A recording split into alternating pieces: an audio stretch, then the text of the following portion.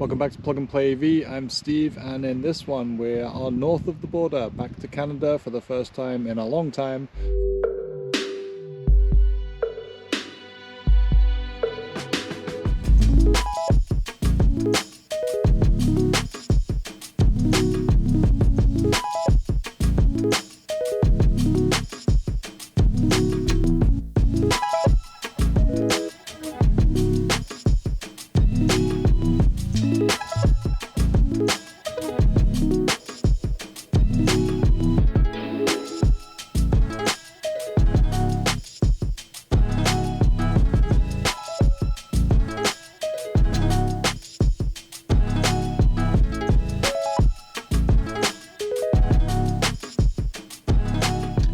So before we get to the fun stuff, let's try some of the older hardware just to make sure our electric circuit details still work. We do have the card somewhere around here, but I'll try the app for the sake of starting it up with that.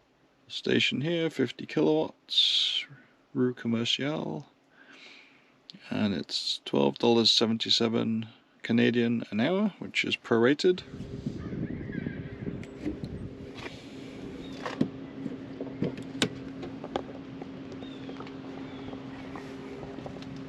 ID number CL570.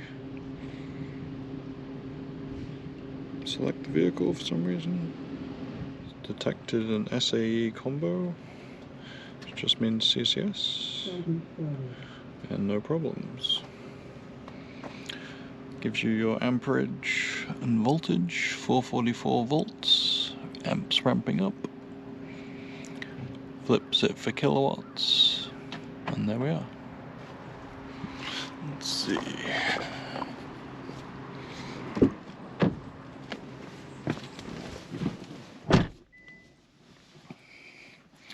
So all very standard stuff, maxing out that 50 kilowatts. And in the app here you can receive an alert for 80% state of charge. Gives you pretty clear details on duration, estimated cost, percentage state of charge. So arete, 445 volts, 111 amps, and 11 minutes of charging.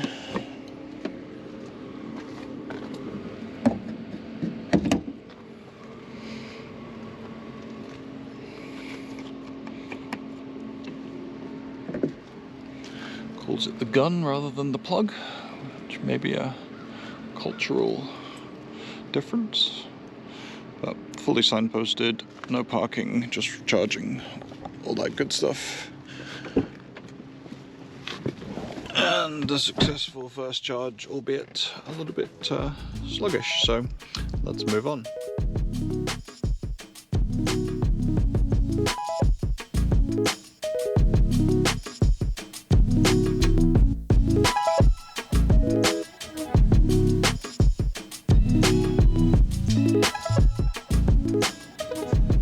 This time midway between Quebec City and our destination further north, a little bit closer to Quebec City maybe, and a little more juice in these ones. Those are all 50 kilowatts, 4 of those, but behind us we have 100 kilowatt stations, and I've got the card. So we'll try that, see if that old thing still works. That's from way back in 2018, I think, our first trip up here.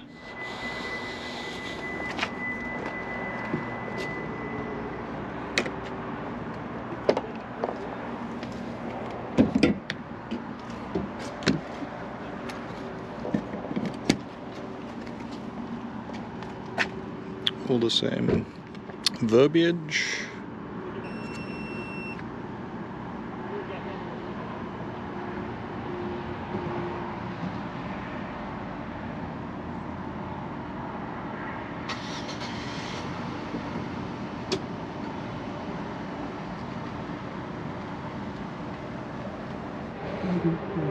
And charging started. So the 100 kilowatt station will pump, what, 200 amps? Right there it says, yeah.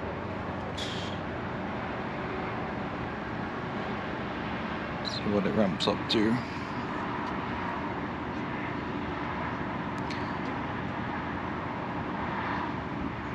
Vehicle requests 200 and 445 volts. Charger delivers 89 kilowatts. Okay.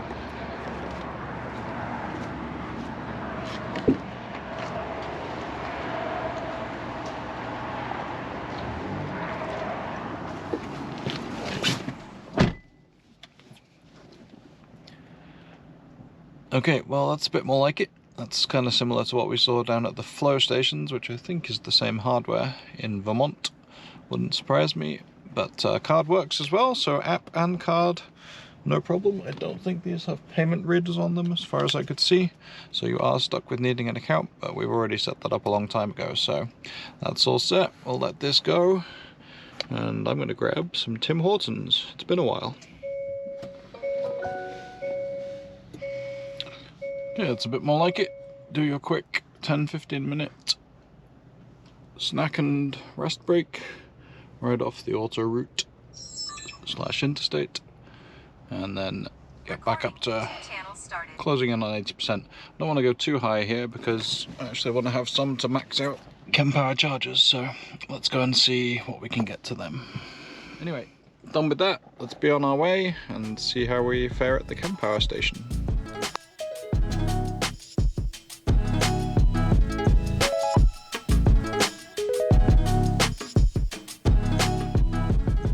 This is the location, right off Autoroute 20, just north of Rivière-du-Loup, or du Loup, on the St. Lawrence River, and a good way north of Quebec City. In terms of the US, we're actually pretty close to that. Moving into New Brunswick. Not much. We're here for this. In the distance, the first North American KEMPOWER and the 3 satellite stations spread out neatly across the parking lot. So let's go across.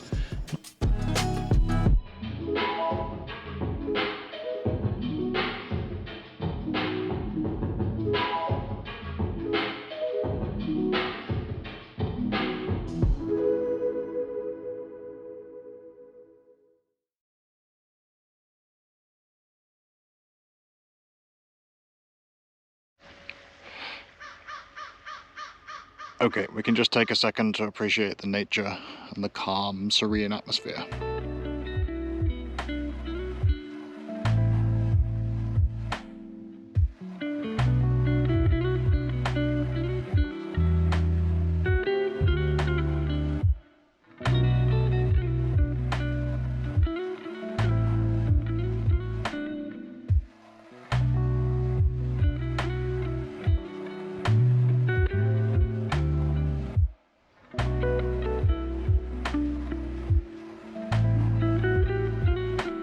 Okay, now let's go.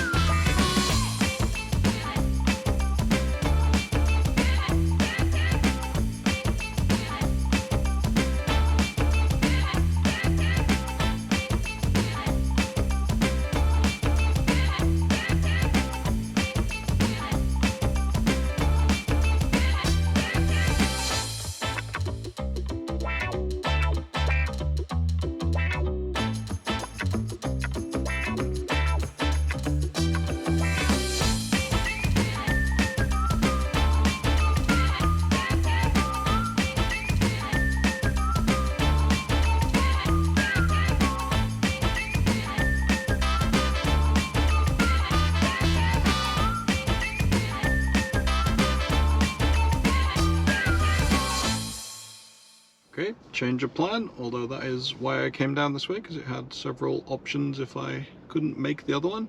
That Petro-Canada did seem to be working, but it was the same Kia Niro EV that we stalked a little bit in the Rivière de Loup KEMPOWER station, so he was on his way, and obviously here he is stopping in the same direction. But whatever the case, we have this New Brunswick Energy e-charge network. Not exactly sure how to get on it or whatever else, but we'll take a look. All new experiences. So it's in PlugShare, it's rated 10, it's always a good start. Of course my connection isn't wonderful. Payment required, billed by the minute, doesn't really tell you how to get on, so let's just take a look at it.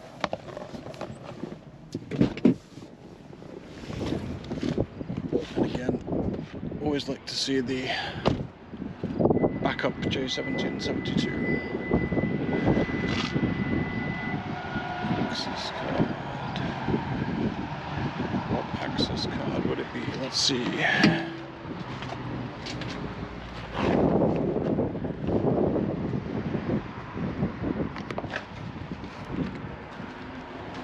I have an access card for the electric circuit. Let's see if that works.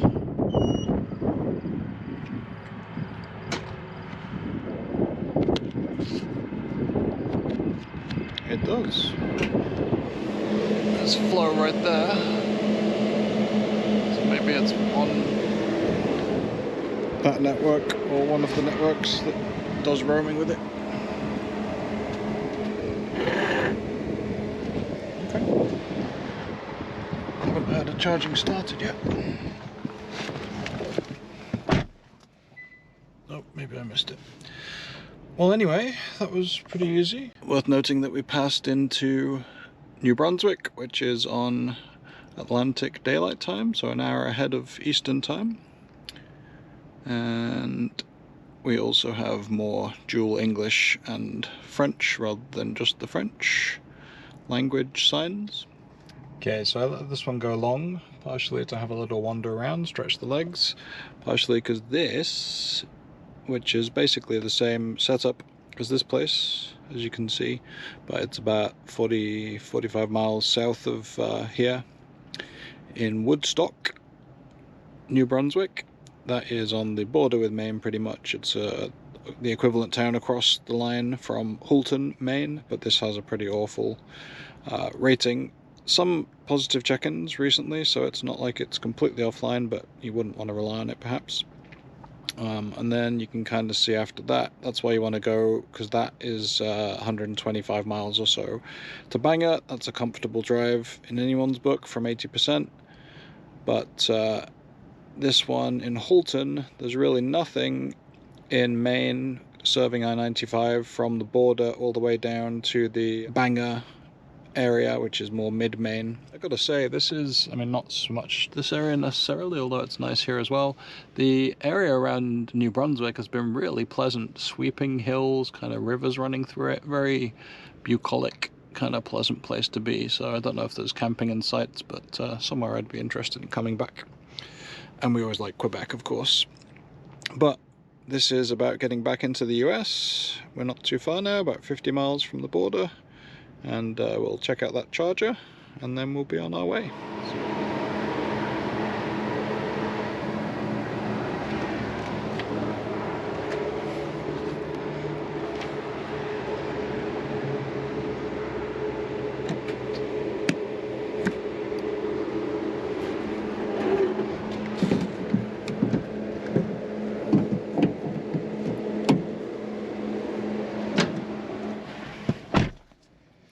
Okay, next stop, Woodstock, New Brunswick.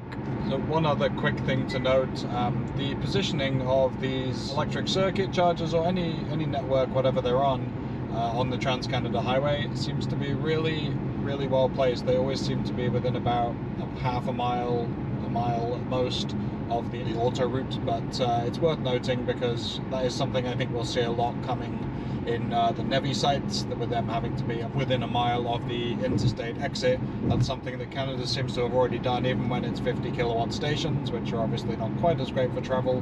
Where we see those sometimes in the center of towns or a good 4 or 5 miles off the interstates, they are right there when you are, at least on this part of the Trans-Canada highway, on the auto route. So good job there, and I hope to see that coming to the US soon.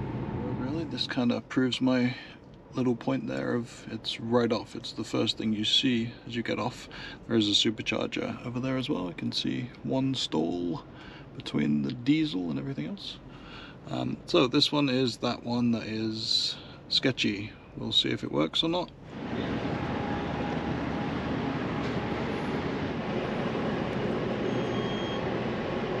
Let's see what it does.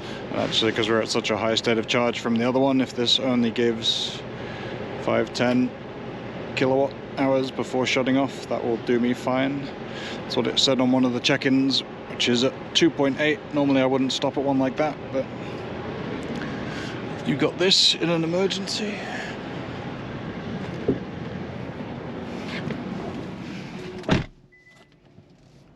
It seems to be doing it.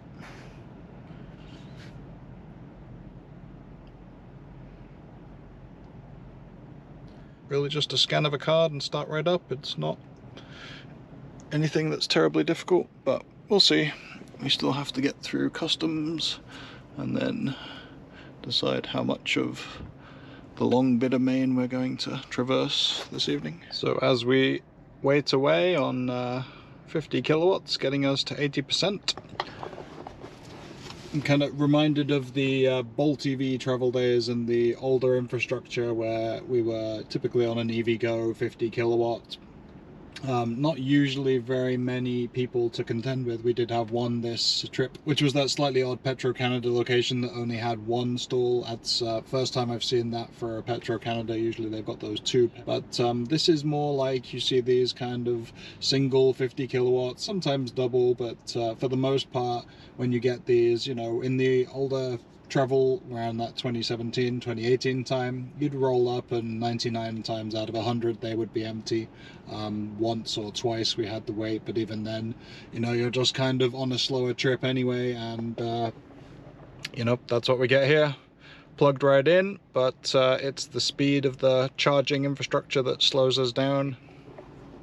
But it's just one of those observations of how far we've come in some ways with the travel that we have in the US and across the parts of Canada that have more populated areas. Then we've swapped some of those problems for, you know, yes, we're no longer stuck at 50, 60 kilowatts, but we do have the issues of way more EVs trying to use them, that putting the infrastructure under stress and it being out of commission more often or needing more repairs. So these 4-stall installations, which were, you know, like manna from heaven just a few years ago, are now kind of beginning to show the strain. It's just the ebb and flow of the infrastructure outpacing adoption, then adoption outpacing the infrastructure. At least in the US, it's harder for me to comment up here, but that's what it reminded me of as we kind of hop from 50 kilowatt to 50 kilowatt to get just enough to do the next stint. As we head back down into southern Maine, New Hampshire, Massachusetts, you'll see all that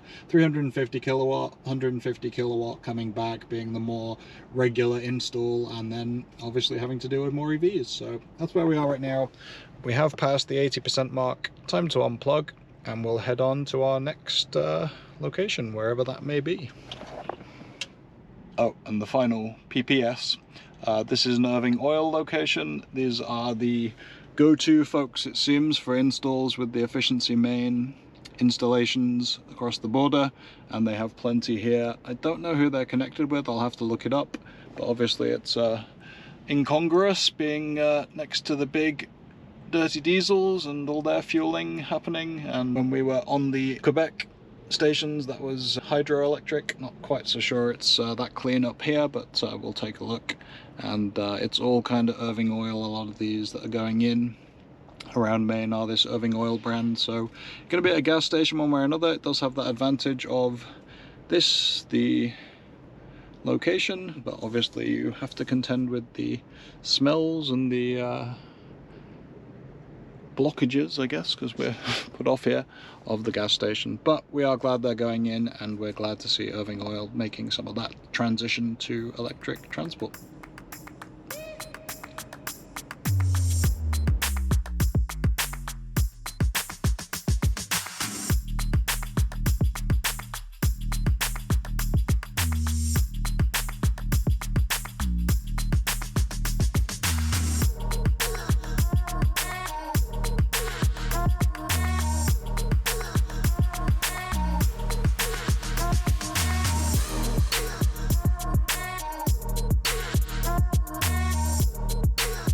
So all of the Irving oils, let's see if it says, yeah, 62 miles, there you go. But this is at a Circle K, combined Irving oil stop, but looks a little bit older, and definitely nothing going on in terms of construction yet. You've got those, you've got the separate stalls over there, no construction over there I don't think. So all very quiet, nothing just yet. But will be a good place when it's there.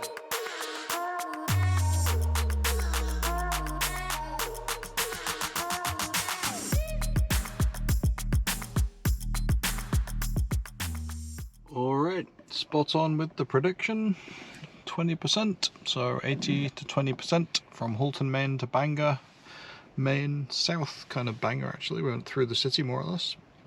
Irving Oil Circle K combination with a subway in there as well, but a little bit more modern, a little bit nicer, and we have both of them empty, so happy days. And it even looks like there is the pièce de résistance, a trash can and a squeegee, which I need both of those, so really good job. And let's make sure we can get plugged in and that works as well. 125 kilowatts shared there.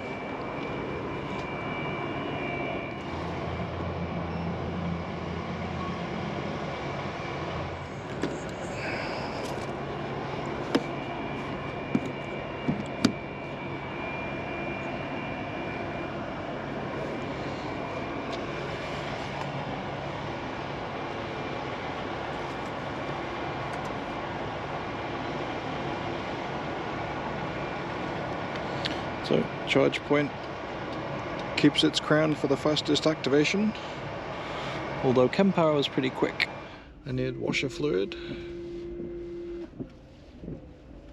and food, and then we'll be on our way. 23 minutes to 80%, not bad at all from 25%. Okay, so Electrify America is within reach again, 132 miles. This has held that 120 pretty steadily, flip-flops between 121, 120 and 119, no big deal. But with us having the free charging on Electrify America versus the 42 cents per kilowatt hour here, which isn't bad, but free is better, I guess. We'll push to this now. I'll unplug, got the food, and we can head on. So 70% should be plenty. Well, thick piece of plastic, sometimes hard, but this one looks pretty good. So no problem there. Just shy of 15 bucks for 20 to 70%, so half the pack.